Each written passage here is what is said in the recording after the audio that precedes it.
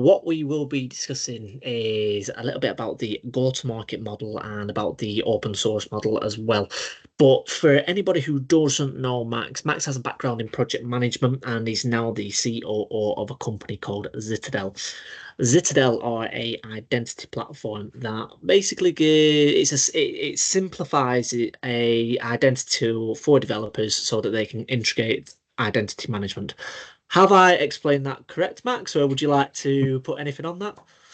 Yes, it is as simple as always. When people ask me what do you actually do, and they don't really know the space, I always say like we do probably something that you use every day. We do a login, yeah. So we do nothing more than that. So entering a username and a password, and off you go. You can log into any of your cloud services.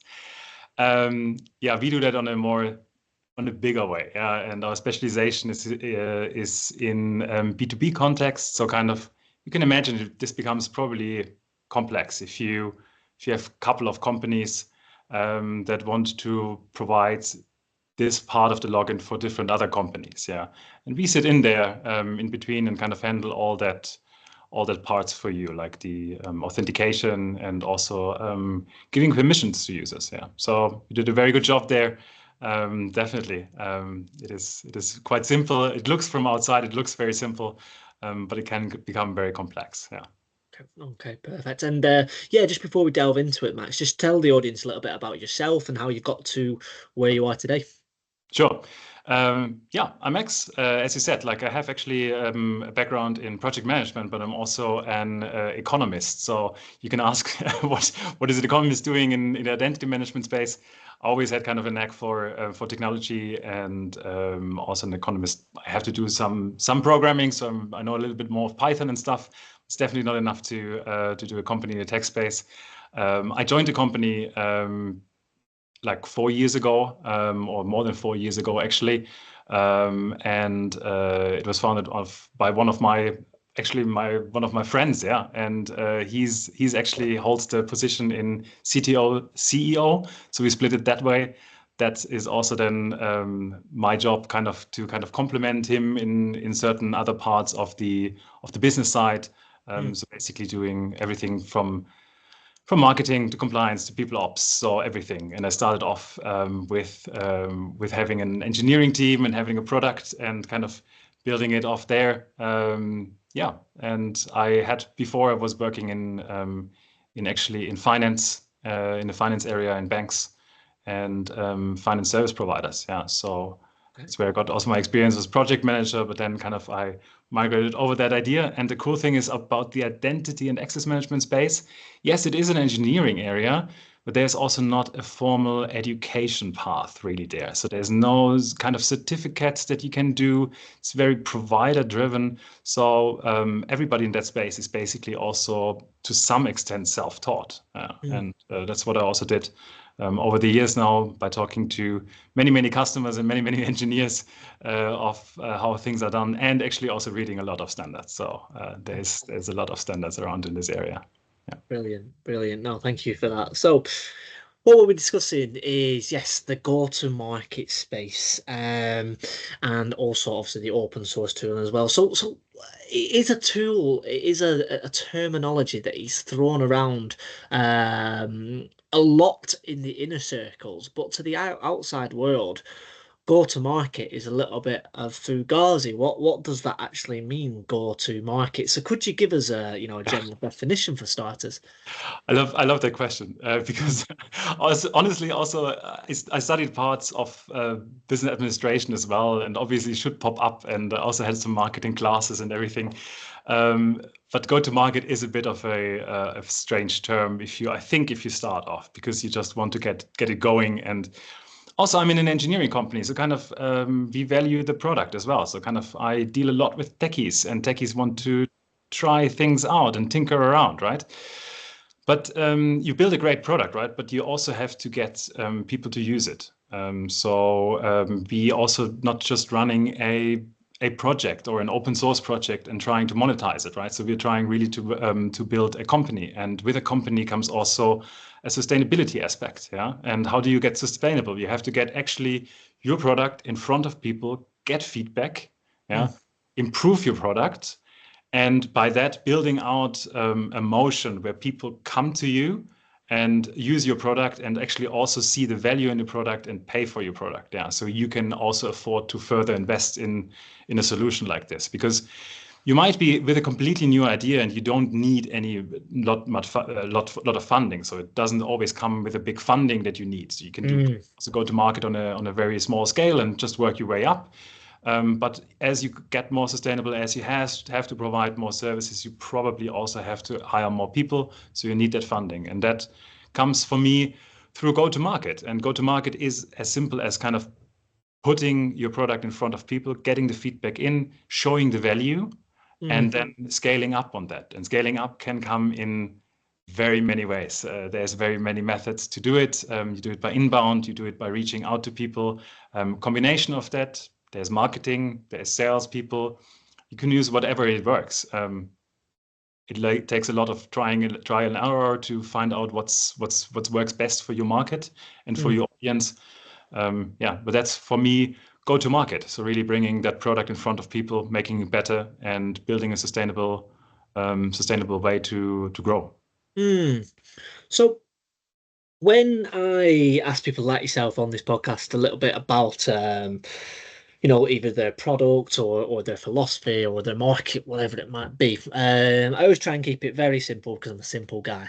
So, I want to thought that obviously initially, when you start an organization, when you start in, a cybersecurity vendor, whatever it might be, there's going to be high initial costs. So, how do you get over that catch-22 when you need funding from these VCs or whatever it might be, but you don't have the bank? So how do you manage the company's growing pains Yeah. and also sell yourselves to make yourselves a desirable product? How do you as a COO position yourselves in that market? Hmm.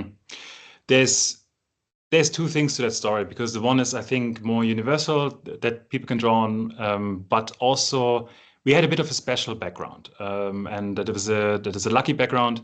So parts of the team already worked in a company before, yeah, Mm, and they developed already an identity and access management solution. It was in the government sector, and but that team said, okay, they can actually do a better job because it's not only constrained to the government sector, it's broader. So more people can use this, and we can also make some decisions based on the freedom that we have that is better for the product.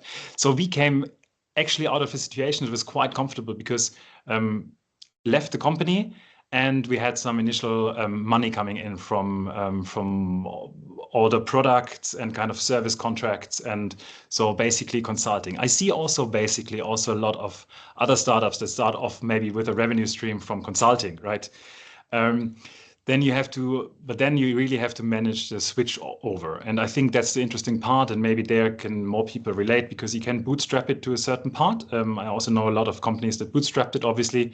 But if you're coming from a consulting or kind of side hustling way of getting some initial money to fund that initial investment, I think for us a crucial point was then to also switch over and go full committed to the product, right? And that's at that point we were then also looking for funding.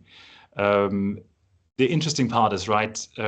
So we were already a bit of a bigger team when we looked for funding, yeah, and we had also already a bit more than just a presentation. So I cannot help you, or kind of I can't help the audience really on giving that experience, what it is to end up in a presentation and kind of just presenting the idea and getting money.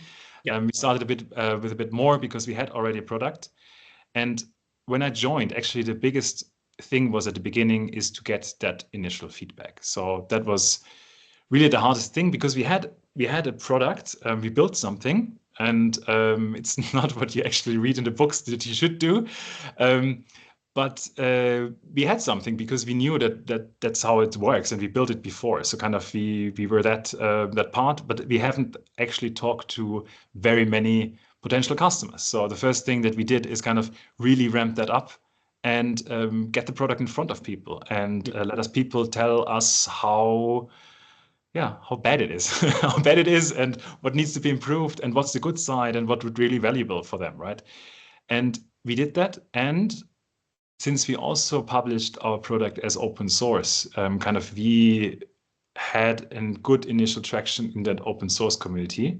Mm. And through that, that helped us a lot because there the barriers are way lower to give feedback. And that was really some initial feedback. So really talking to customers that would buy it, also talking to family and friends kind of that we know that are in the area that would use the product and really get that off. And by a combination of really early users where we kind of shape the product for, because we know that they need exactly that. And the combination of having a quite decent open source traction. And Mm. obviously the market is quite interesting for identity management at the moment. We were lucky to get that initial investment through a VC that kind of then financed the next stage of building out that very early initial growth, yeah, and the first Mm. contracts.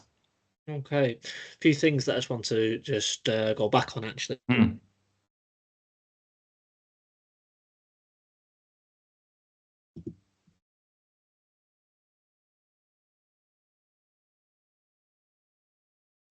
About our product so that we know the next steps. Why doesn't everyone go open source then? What was the advantage for you guys? And on the flip side, if you can give me disadvantages of using open source as well, that'd be interesting. Yeah, that's a good question. The positive side is I personally love it for the feedback that we get. Yeah. And it's like Yes. because I genuinely appreciate also until to this day, right? Appreciate everybody that kind of just interacts with us in terms of giving you feedback, using your product, yeah, and trusting in what you built. Yeah. Because this is to this day very helpful because I know how we started off. It was like one or two customers that you needed to convince, and I'm still very grateful for those early customers.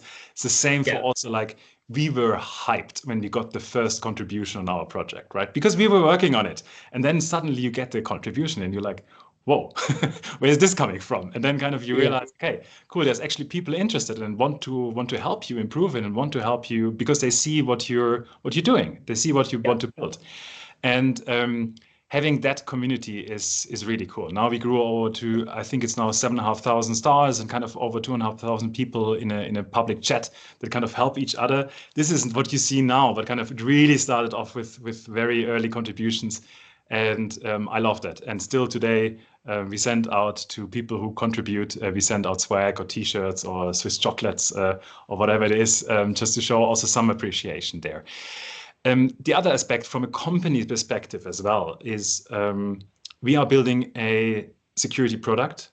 And one of the part is kind of we say we don't want to provide security by obscurity. So because it's not only so the one part is okay, we have an open community where you can give feedback, but the second part is also our source code is open, but also our build processes are open. And the build processes is, for example, something that most people don't consider, right? Because if you look at the attack surfaces, there is obviously a lot of things that go in the code wrong, and you can do some code analysis, but our people can, or kind of our users can look into our code and what's in there and verify that actually nothing is fishy. But also the build process is transparent. So kind of how we come from source code to actually the binary that runs in your environment is also transparent. And the processes that come with it, kind of the checks that we do, and also the verification is completely open. And I think that makes just a better security product because we don't hide that stuff. And obviously, we also do the things that other software companies do, like penetration testings, to kind of also professionals in, because there is a thing that is called Linus law, and you say like, yes, all the bugs become apparent if a lot of people look on it. You also have to have the right skills to Yeah. search for the bugs, to find them, and the expertise, right? So kind of we not only rely on community feedback and community to find the security issue or the security related stuff, right? We also run regular pen tests, and now we also kind of got or we are currently in an ISO certification, so kind of also the operational side to tie that down. Downsides, yeah, obviously, kind of from a business model, it is sometimes harder to monetize because people go and can just use your software. So you have to be very clear of what the line is. Yeah. And for me, the line is also kind of, if you run a critical software, because identity management is quite a critical software. So if you go down, probably your users will not be accessing your application, or your employees will probably have a hard time accessing different services within your company.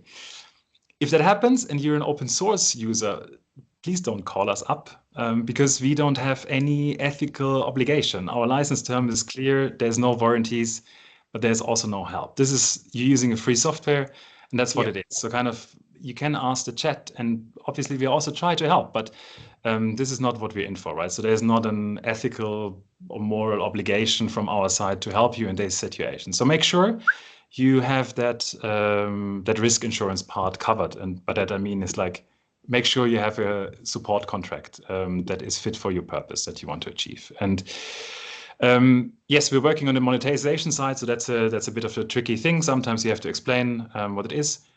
With that also comes good parts, right? Because you don't have a lot of license discussion. So because people can also start using it and they see the value very quickly without going through hoops of procurement and kind of talking to sales.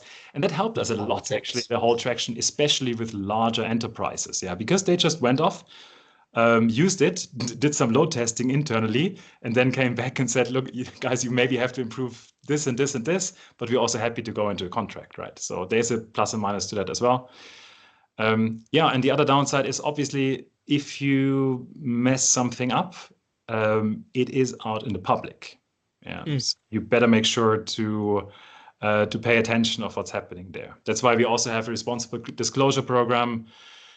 We react very quickly to security issues that are reported. We do our own security research to make sure this is covered. Yeah, so there's definitely also that part of the downside. There's also this downside that I would mention. Yeah. Yeah, really interesting points. Really interesting points. So, just want to move it forward a little bit and move it into the product itself. Now, how I want to talk about competitiveness, and I want to talk about how to make yourselves unique in a very busy market. There's for example, InfoSec in the UK, InfoSec Europe has literally just happened last week, and you go in and crash, you're bumping shoulders with everyone. There's always someone vying for business. Yeah. So, and that's just what your life will be like, obviously, in the real world. So, talk to me, how do you even, get yourselves known out there? How do you make yourselves products unique? Talk to me about that argument. That is a two-part question, right? Because the one is how do you get yourself known, and how do you make yourself unique? And it's a very interesting back and forth there. And I actually love that part of our story because it is kind of it is quite interesting. So kind of what we are in, I think, yes, we have a lot of competitors. We are not an open source company that just says like, okay, we just copy basically what a competitor does and publish it as open source. That is also some companies or some projects do that actually. So it's basically an open source clone. We came we had a company and we committed to open source, yeah. But we wanted to drive that innovation part, and I think there is a tool for every nail. So kind of if you have an issue, yeah, you should make sure that you get the right tool. And I think with Citadel, it's we can do a lot of use cases, but we can at the moment do some very good. Yeah, because we're also a younger company. We can do certain things, but it might be not the best use for it. And that's what I also typically say if I'm in a talking to customers or leads or whatever. I also say like, yes, you can use it for that. But honestly, sometimes maybe it's also worth to look at another solution, right? Because they do a better job. So what we do best is kind of, we are kind of not unique, but kind of started really with multi-tenancy in mind. And what is multi-tenancy? That is really like if you are a software development company that has business customers on the other side. Yeah. And you want to do it like you signed up to a couple of cloud services, probably, right? So the first thing that you do is you sign up, you become the admin of that team, basically, right? Then you can go off and invite other people to your team from your kind of your coworkers, right? And join them. And okay, maybe Matt is a another admin, and Emily is also an admin, and then Max joins, which is just an editor, right? So kind of you want to assign the roles, yeah. And maybe then you think, okay, cool, but how can I configure that I can log in with my Office 365 instead of kind of everybody typing in everybody's email address, right? So you connect your Office 365 and then people can log in. So we really specialized on that part. And it's interesting because it's not only cloud services who use that. So kind of we have a bit of a traction or kind of quite a good traction now in healthcare because healthcare is also like you work with a lot of hospitals or kind of manufacturers, which work kind of have factories or vendors or kind of have people in supply chain. So it's actually not only strictly software providers that have that need. It's everybody that deals basically with a lot of other companies on the side or businesses. Yeah. And that's where we focused on at the beginning. Yeah. And that's where we also shine. Yeah. And it's quite interesting because and that is the fun part because we said at the beginning, we started basically and we had our USPs. Yeah. So we had a bit of a set of them and tried to push all of them. That didn't really work because hindsight, I think we didn't have the credibility yet. Yep. All of this is needed. Yeah. So we switched around, and that's how I come to your second part of the question, right? So we switched actually around, and we had certain terms at the beginning where we said what we do. Then we went into a hard positioning. So we basically said we're the best between competitor X and Y. And that was quite interesting at the early stage because we were at one of the bigger tech conferences and people walked by our booth and they were like, yeah, okay, I know company A, I know company B. So what is it you guys doing? So that was actually quite helpful at the beginning. Yep. And it got a lot of traction because then immediately people realized, okay, in which space we are. So we didn't have to explain, okay, you can use this and this and this, and it's very complicated. They already have kind of an anchor and they know, okay, you're in this area broadly. But that, on the other hand, was also a big fail because this is a very double-edged sword. What happened basically is that people thought at one point that we built on top of our competitors' software just a layer, but we didn't actually build the application, which is kind of fun in hindsight. So that was a fail. Oops. So with that, but it's kind of cool because we got already some traction and people saw what we are doing, and they actually realized, okay, cool. These guys are in multi-tenancy. They can do this part very well, and also we realized then, okay, more and more inbound comes because exactly of that need. Because the inbound comes typically, they build something on their own. Now they go through a massive growth phase. Let's say they IP out, yeah, or they kind of got a massive funding, and now they got a lot of customers in. Now they cannot develop this further. I mean, they could develop this further, but this would mean they probably need to hire 5 people that are specialized in our area to kind of develop this out. And they're looking for a solution, right? And with that, they approach us with the standard is, okay, how do I do single sign-on? How do I do secure multi-factor authentication, 2FA? And then obviously in a multi-tenancy context. So we saw more and more inbound traction actually. So kind of we had a positioning with a competitor still, but we had our USPs. Yeah. And then we switched over again, and I call it a bit the emancipation phase. Which you also said kind of because you probably also saw a tagline. It's basically the identity infrastructure simplified for you. So we went back to kind of ditched the versus competitor A and versus competitor B, more to, okay, we're an identity platform and we simplify things for you because this is actually the value that we want to provide. So this is a emancipation phase there. So yeah, and we still have the same USPs. It's just also we got a bit smarter on what the priorities of these are. Yeah. because we also do, for example, an exceptional audit trail. So this just comes from how Citadel is built. I think we have a superior audit trail, but it's not the biggest need at the beginning, but it is very essential kind of to keep customers happy in the end, because they can build on top of this audit trail a lot of data. Like everybody wants to get at the data and the clean data, right? And that's what we have within the application. So we thought at the beginning this is like a really big selling argument.